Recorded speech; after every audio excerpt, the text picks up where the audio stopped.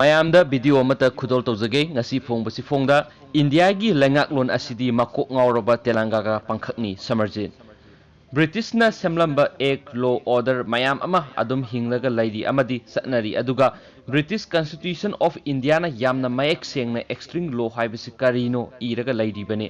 Indian government ki laibak ngaklon asidi makok ngaoraba telanga amaga pangkhakni haina Manipur State Council gi Foreign Affairs and Defense Minister su oiriba wangangloi Narengbam Samerjit na thadorakpa sarol amana haidi London da political asylum lauduna lairiba council asigi wangangloi na khojek piduna thadorakpa sarol asina makhata na hai Constitution of India asi 100 times amend tawre aduga 1000 times amend tawgadaba watli Constitution amana state amadagi hena semba yadi adubu India gi Constitution Act 19 hena semli Naga Hills, Lusai Hills, Sin Hills, Khasi Hills ti tribal area ni aduga kingdom nate aduga colony amasu nate Assam colonial province tagi executed tawkhibane Assam province hairibasi British colony amani hairiba Assam province asidagi Simon Commission gi manungda Government of India Act 1935 enact tawraga Naga Hills, Lusai Hills, Sin Hills amasung Khasi Hills sing asi executed tawkhib executed tawkhibagi order asi order and council His Majesty na pass tawkhiba tawkhi haina Assam Gazette kumza English ma samapan kuntraga taruki April 12 da phongkhiba official document haidi hairiba executed area hamadi tribal area singda Indiana haibadi British Indiana colony gi mising na sangi hairabadi inner line permit pairaga sangdaba yadi haidi aduga Manipuri India Empire of India dagi executed tawdringaida princely state native state ni aduga India Empire of India gi part ama oina lairingaida Indian state oi state of Manipur na India Empire of India dagi executed tawraba matungdadi executed state oire aduga independent sovereign state ama oire state asina Indian Empire of India dagi executed tawbagi order kumza ing lising makasamapan nifuga tarukki December 13 His Majesty na order and council na Government of India Act 1935 ki makhada pass tawraga executed tawkhibani haina supalle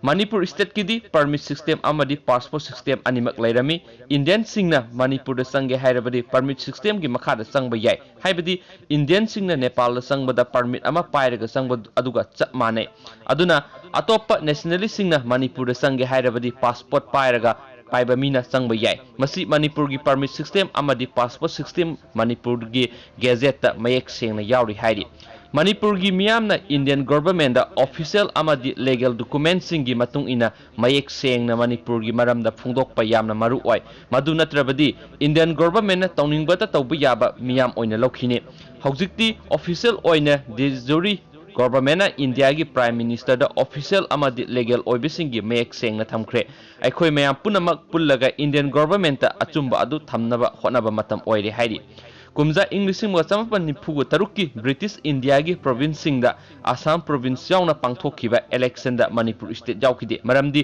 Manipuri British ki colonial province natte aduna yaukidabane Manipuri princely state amane masina maram oiraga Manipur gi lamyanba era botna Assam province ta satlaga bot lepruriba asina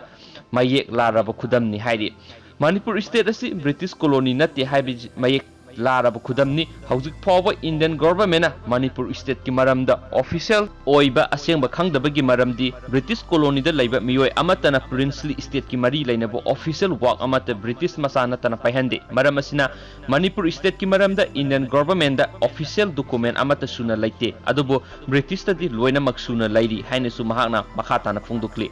Indiana Manipur inner line permit operate tawrabadi British ki matamdagi sizinnarakpa ek law order sing mayek sengna amadi khangna lebak ngakpa natre masida Manipur miyamna yarabadi Indian singna tawningbata tawbu yare takpani haina Narengbam Samerjit na sairol asina makhatana phongdorakli. Thank you all.